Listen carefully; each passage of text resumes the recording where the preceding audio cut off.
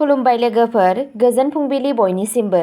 नोंथांमोनखौ dear Brahma चेनेलाव आरो फिन खेबसेबाव बयखौबो बरायनाय बावहरग्रोनाय जाबाय। आं दिनै नोंथांमोननि सिगाङाव आरोबाव माखासे सानसेनि खौरां लानानै फैबावलायबाय। आसा खालामो नोंथांमोनहा खौरांखौ खोनासंनानै मोजां मोनगोन। दिनैनि गिबि खौराङावनो दङ बर'फोरनि खौसेथि आरो सिनायथिखौ जौगाहोनो थाखाय एबसुआ रायजोनाङै लामा हान्जा सुरदों। दुलाराय बर' फरायसा आफाद एबसुआ बर' सुबुंफोरनि गेजेराव खौसेथि आरो गोग्गानायखौ बांहोनो थाखाय मैया आसामनि गुबुन गुबुन जायगाफोराव मोनसे गिदिर लामा हान्जा सुरनाय हाबाफारि लायो। बे हाबाफारिखौ मुलुग खौसेथिनि बर'फोर थांनानै था आरो थांनानै था होनना गोहोगोरा स्लगानजों खुंफुंनाय जादोंमोन। क'क्राझाराव हान्जा सुरनाया बिटिसि सेक्रेटारियेटनिफ्राय जागायजेनो आरो क'क्राझार गोजौसिन गेजेरारि आरो माल्टिपार्पज फरायसालिनि गेलेग्रा फोथाराव जोबहैयो। गोबां जौ एबसुनि सोद्रोमाफोर, फरायसाफोर आरो मददगिरिफोरा हान्जा सुरनायाव बाहागो लादोंमोन। बिथांमोनहा प्लेकार्ड लानानै बर'फोरनि सिनायथि, गोजोन आरो जौगानायखौ मदद होनानै स्लगान होदोंमोन। एबसुनि दैदेनगिरिफोरा बुंदोंमोन दि बे हान्जा सुरनाया आसाम आरो मुलुगनाङैनो बर'फोरनि गेजेराव सांग्रांथि गोसारहोनो आरो गोग्गानायनि मोनसे गोख्रों मोनदांथि दाफुंनो थाखाय मोनसे गिदिर सोमावसारनायनि बाहागोमोन। बिथांमोनहा बयखौबो गावसोरनि हारिमुखौ मान होनानै आरो गुबुनफोरजों गोजोनै थानायजों लोगोसे मोनसे मोजां इयुननि थाखाय जयै खामानि खावलायदोंमोन।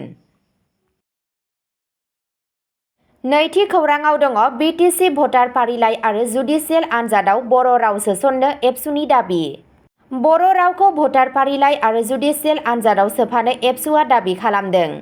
दुलाराय बर' फरायसा आफाद एबसुआ बिसायख'थियारि डकुमेन्टेसन आरो न्यायारि आनजादजों लोगोसे मावख'आरि खान्थिजों बर' रावखौ बाहायनांगौनि दाबिजों आसामनि गाहाय बिसायख'थि मावख'गिरि आरो गुवाहाटी गोजौ बिजिरसालिनि रेजिस्ट्रारनो मोनसे गोख्रों गोसोखां बिलाइ गथायदों। समबाराव क'क्राझार डिपुटि कमिशनारनि गेजेरजों गोसोखां बिलाइखौ गथायनाय जादोंमोन। एबसुआ दुखु फोरमायदोंमोन दि बर' राव, आसामनि लोगो मावख'आरि राव आरो संबिजिरनि 8थि फारियाव फारिलाइ खालामजानायनि उनावबो गाहाय सोरखारि हाबाफोराव बोखारजानायनि मोगा-मोगि जानांगासिनो दं। एबसुनि आफादगिरि दिपेन बर'आ बुंदोंमोन दि 2025 मायथाइनि बड'लेण्ड टेरिटरियेल काउन्सिल बिटिसि बिसायख'थिनि थाखाय जोबथा भटार फारिलाइखौ असमिया सुबुंफोरजों लोगोसे बर'आवनो फोसावनांगौ। बिथाङा बेखौबो खावलायदोंमोन दि बर'फोरखौ आसाम जुडिसियेल सार्भिस ग्रेड 3 आनजादाव सोफानांगौ, जेराव असमियाया आथिखालाव मोनसेल' रावनि राहा। बर'आ फोरमायो दि बर' बिजोंनि फरायसाफोरा गावसोरनि रावाव सोंथि बिलाइ गैयैनि थाखाय खहायाव दं। बिथाङा दाबि खालामदोंमोन दि न्यायारि आरो खुंथायारि हेफाजाबारि आनजादफोराव फारियै 50 मार्क आरो 20 मार्कनि पेपारफोरखौ बड'आव मोननो हागोन। बे बोखारनायखौ रावारि मोनथायखौ सोफानाय बुंनानै एबसुआ सांग्रांथि होदोंमोन दि नेवसिजाबाय थानाया बिसोरखौ गावसोरनि हेंथा दिन्थिफुंनायखौ गोख्रोंसिन खालामनो नारसिनगोन। आफादआ 17 जुलाइआव नेरसोनारि दिन्थिफुंनायफोर फोसावदों, जेराव न्यायारि आनजादनि फोसावथायनि कपिफोरखौ हेंथा होनानै सावनाय जागोन। जों जोंनि थार जायगाखौल' दाबि खालामगासिनो दं होनना बर'आ बुंदोंमोन। बर' रायज्लायग्राफोरखौ नैथि थाखोनि नोगोरारि मानिनो नाङा। एबसुआ बिटिआरनि सिङावल' नङा, गासैबो बर' सुबुं अनजिमा थानाय जिल्लाफोराव बर'खौ लोगो मावख'आरि राव महरै गनायथि होनो थाखाय गावनि गोबाव समनि दाबिखौ बुंफिनदोंमोन। आफादआ आसाम सोरखार आरो गुवाहाटी गोजौ बिजिरसालि मोन्नैखौबो खुंथाय आरो न्याय बिफानाव बर'फोरखौ जौगाहोनायनि फारसे गोथौ आरो मोगथाङारि राहा लानो खावलायदोंमोन। थामथि खौराङाव दङ दिगबै गेरेजाव थाव टेंकार बेरफ्रुनायाव सानै सुबुंनि जिउ खहा। रबिबाराव रामनगर दिगबैयाव मोनसे गेरेजाव मोनसे गोहोगोरा बेरफ्रुनाया सोमावग्लुंदोंमोन, जेब्ला वेल्डिंनि खामानि सोलिबाय थानाय गंसे थाव टेंकाराव हरखाबै अर नांदोंमोन आरो बेरफ्रुदोंमोन। मिथिनो मोननाय बायदिब्ला रेबथुमनाय नम्बर AS07C5132 गोनां टेंकारा लखिमपुर जिल्लानि दैमुखनिमोन। बे बेरफ्रुनायाव सानै सुबुङा गोब्राबै जोखोम जायो। 51 बोसोर बैसोनि सुनिल बरा आरो सासे मेकानिक 46 बोसोर बैसोनि उमेश सिंह। सानैबो गोब्राब खामदोंमोन आरो मोखां आरो मोदोमाव जखम जादोंमोन। बिथांमोनखौ गोख्रैनो गोजौ फाहामथायनि थाखाय डिब्रुगड़आव लांनाय जादोंमोन। गिबि रिपर्टफोरा फोरमायो दि बेरफ्रुनाया गासै रैखाथिखौ सिफायनायनि जाहोनाव जादोंमोन। खौरां मोननाय बायदिब्ला बे टेंकारा जोबोद खामग्रा जानायनि जाहोनाव जाथायनि समाव मोनथाय गैयै फाहामथायनि खामानि सोलिगासिनो दंमोन। खाफाल मोजांदि गेरेजाव थानाय गुबुन मावसाफोरा जोखोम जायाजासे खारखोमालाङो। बेरफ्रुनायनि उनावनो दिग्बै पुलिसआ जाथाय जायगायाव सौहैयो आरो नायबिजिरनायखौ जागायो। सिगांनि मोनदांथिफोरा इंगित होयो दि वेल्डिंनि समाव रैखाथि राहाफोरनि आंखाल आरो सांग्रांथि गैयैनि जाहोनाव बेरफ्रुदोंमोन। बिबानगिरिफोरा बेखौबो नायबिजिरगासिनो दं दि गेरेजाव गोनां गनायथि दं ना गैयामोन आरो गोजौ खैफोद गोनां फाहामनायनि थाखाय रैखाथिनि नेमफोरखौ मानिदोंमोन।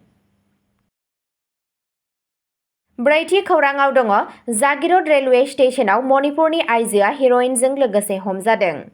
फुंनि सिगां फेग्रा मुवानि बेरेखा अपारेशनाव जागिरद पुलिसआ समबारनि फुङाव मणिपुरनि सासे 25 बोसोर बैसोनि आइजोखौ 100 ग्रामनिबो बांसिन सन्देह गोनां हेर'इनजों लोगोसे हमदोंमोन। आइजो साब इन्सपेक्टर ताराली बरानि दैदेननायाव नाका चेकिं टीमआ जागिरद रेलवे स्टेशननि खाथियाव फुंनि 4:30 रिंगासोआव आइजोखौ होबथादोंमोन। दायनिगिरिखौ रशिद आलीनि फिसाजो सफिया आरो इम्फलनि परमपाट पुलिस थानानि सिङाव थानाय नंपक इंखलनि थागिरि होनना सिनायथि होदों। पुलिसआ बिथांजोनि मोदोमनि सोरगिदिं बेंखनजानाय मोनगु प्लास्टिक साबोननि केस बोखांनो हादोंमोन। बेफोराव 104.58 ग्राम सन्देह गोनां हेर'इन मोननाय जादोंमोन। मोनसे केस रेजिस्टार खालामनाय जादों आरो मुलिफोरनि फुंखा आरो थावनिखौ नागिरनो थाखाय आरोबाव नायबिजिरनाया सोलिगासिनो दं। बाथि खौरांआव दङ आखाइ शिल्प जौगाथाय आय'गनि दैदेननायाव काजलगावआव सानसेनि सावराय जथुम। भारत सोरखारनि सि-जोम बिफाननि सिङाव थानाय आखाइ शिल्प जौगाखां आय'गनि नाजानायाव चिरांनि गाव गोसोआरि आफादफोरनि गेजेराव मोनसे सिफुं हारिमु आफादनि हेफाजाबाव काजलगावआव आखाइ शिल्प जौगाथाय आय'गनि गुबुन गुबुन मावथांखिफोरनि सायाव सानसेनि सावराय जथुम खुंफुंनाय जायो। दोरोङारि आखाइ शिल्प आरो आखाइ इसान दिहुननायाव बाहागो लानाय खावसे दर्जननिबो बांसिन लाइमोनफोरा बे सावरायनाय आरो मावबादायाव बाहागो लादोंमोन। हटेल हिमालयआव खुंजानाय सानसेनि मावबादाया गाहायै आखाइ इसान आरो आखाइ शिल्पनि दिहुनथायफोरनि बायनाय फाननाय, GI टेग गनायथि, GST खाजोनानि सायाव सेमिनार खुंदोंमोन। सेमिनार आरो मावबादायाव सा-सानजा ओनसोल आखाइ शिल्प जौगाथाय आय'गनि ओनसोलारि बिथोनगिरि SK बर'आबो दंमोन। बेबादिनो आखाइ शिल्प जौगाथाय आय'गनि लेङाइ सामलायगिरि यमनाथ यगेश्वरी देवीजों लोगोसे गोबां आयदानि सुबुंफोरा बाहागो लादोंमोन आरो आयदाखौ नोजोर होदोंमोन। द'थि खौरांआव दङ बागानपारायाव सुमित कुमार बर'नि दैदेननायाव बिजेपिनि गामि-गामि फोसावदिंनाय। डिजिटेल खौरां बाक्सा BTC काउन्सिल बिसायख'थिनि थाखाय मोनफ्रोमबो राजखान्थि दोलोआ फैदों। भारतीय जनता पार्टीआबो बर' हाखौ दखल खालामनो थांखि लागासिनो दं। बागानपारा गौथुमारि बियाबाव लाइमोन दैदेनगिरि सुमित कुमार बर'नि दैदेननायाव मोनसे फोसावदिंनाय नुनो मोन्दों। गामि-गामि सावरायमेल खुंनायनि अनगायैबो सुमित कुमार बर'आ आलिया पादुलियाव बिजेपि पस्टारबो बानायदोंमोन। दैदेनगिरिखौ मावख'गिरिफोरजों आखाइ हमलायना खामानि मावनाय नुनो मोनो। बिथाङा बुंदोंमोन दि जों आफादखौ गोख्रों खालामनो लुबैयो। बिजेपिआ बागानपारा काउन्सिल बियाबाव देरहागोना रोखा। सुमित कुमार बर'आ रायजोनि दैदेनगिरिनि सायाव फोथायनाय लाबोदों। स्निथि खौरांआव दङ आसामनि बङाइगावआव इनभार्टारखौ अफ खालामनाय समाव मोब्लिब बोगथाबजानानै जिउ गोमायो फोरोंगिरिया। समबारखालि अभयापुरीयाव दुखुनि जोमै साग्लोबदोंमोन जेब्ला सासे अनजाथाव फोरोंगिरि अल्पना मण्डलआ गावनि न'आव मोब्लिब बोगथाबजानानै दुखुनांथावै जिउ खोमादोंमोन। बिथांजोआ अभयसरी गोजौसिन फोरोंगिरि आरो माल्टिपार्पज स्कुलाव फोरोंगिरिमोन। बे जाथाया रबिबारनि हर गेजेराव गाज्रि बोथोरनि समाव जादोंमोन। बिथांजोनि नखरनि बायदिब्ला मण्डलआ आमगुरियाव गावनि न'आव इनभार्टारखौ बन्द खालामनो नाजागासिनो दंमोन जेब्ला बिथांजोआ गोरोन्थियै मोब्लिबनि कारेन्टजों सोमोन्दोआव फैदोंमोन। बिथांजोखौ थाबैनो खाथिनि देहा फाहामसालियाव लांनाय जादोंमोन नाथाय सौहैनाय समाव बिथांखौ थैबाय होनना फोसावदोंमोन। बिथांजोनि गोथै सह'खौ समबारनि फुङाव फरायसालियाव लाबोनाय जादोंमोन जेराव फरायसाफोर, मावफारियाफोर आरो थागिरिफोरा बिथांखौ जोबथा मान बावनो थाखाय ज' जादोंमोन।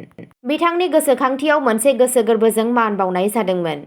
बिथांजोआ सासे फोरोंगिरिनिख्रुइ बांसिनमोन, बियो सासे बोसोनगिरि आरो लामा दिन्थिगिरिमोन, सासे दुखुगोनां लोगोआ बुंदोंमोन।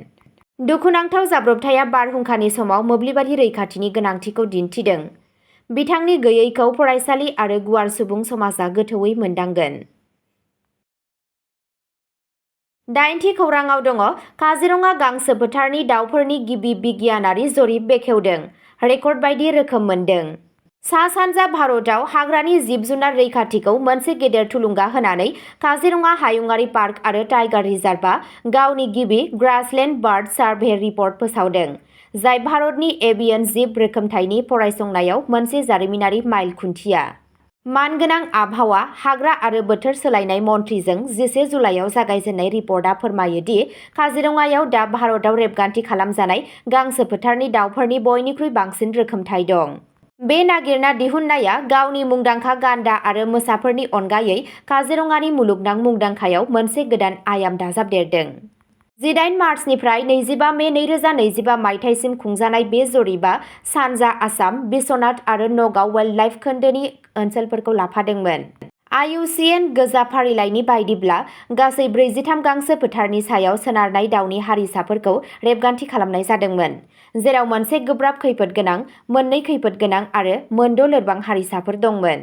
बयनिख्रुइ गोसो गुदुंसिन मोनदांथिफोरनि गेजेराव मोनसेया जाबाय कहरा रेन्जआव गोमालांनो हमनाय पिन्नी बिबारनि 31 कहरा बिबार आरो फिसा आजायनाय कल'नि नागिरना दिहुननाय।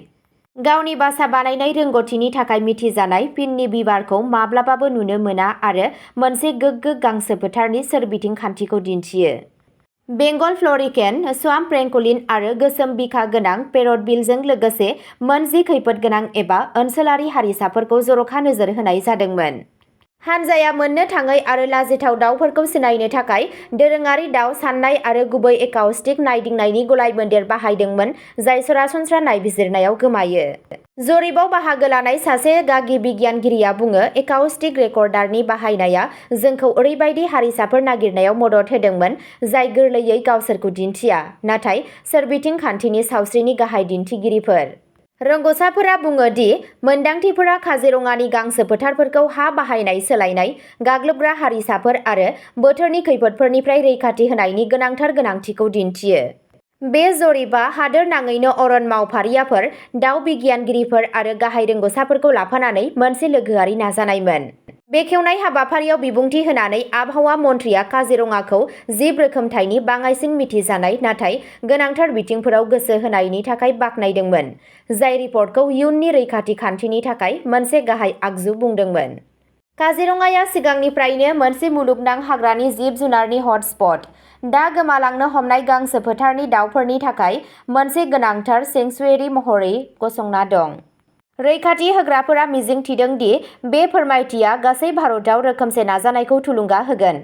जोंखौ गोसोआव फैहोयो दि दावफोरखौ रैखा खालामनाया गिदिर आहार सोबग्रा जिबफोरखौ रैखा खालामनाय बायदि गोनांथार। गुथि खौरांआव दङ, बिजिरसालिनिफ्राय होखारनायनि बिथोननि उनाव श्रीभूमिआव देहा फाहामसालिखौ सिफायनाय जादों। खोला करिमगन्ज बियाबनि सिङाव थानाय टुकुरबाजार गुदि सावस्रि मिरुआव समबाराव बिजिरसालिनि बिथोन होनाय सिफायनाय हाबाफारि जादोंमोन। अपारेसननि जाहोनाव देहा फाहामसालिनि सोरगिदिं इन्जुरजों लोगोसे खावसे सिलिंखार जादोंमोन। बे खामानिखौ जायगानि खुंथायआ गोख्रों रैखाथिजों खालामदोंमोन। होखारनाय समाव थासारिखौ मोजाङै लाखिनो थाखाय सार्कल अफिसार, पुलिस सामलायगिरि आरो मोनसे गिदिर पुलिस हानजा दंमोन। सुलुंफोरा बुंदोंमोन दि पिएचसिनि माखासे बाहागोखौ गावारि बिगोमानि हायाव बानायनाय जादोंमोन, जायखौ बारग' एमएलए सिद्दिकी आहमेदनि समगान्थिनि समाव दखल खालामनाय जादोंमोन।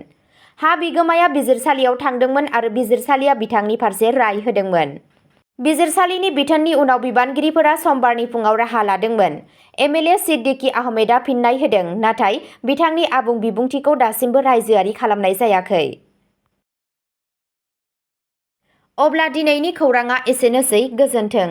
नोंथांमोनहा सानफ्रोमबो फुंबिलि समाव बेबादिनो गोदान खौरांनि आपडेट मोननो थाखाय चेनेलखौ साबस्क्राइब खालामनानै लादो आरो खौरांखौ खोनासंनानै मोजां मोनदोंब्ला अन्नानै लाइक, शेयार आरो कमेन्टबो खालामनानै होलांब्लानो जाबाय। गोजोन्थों।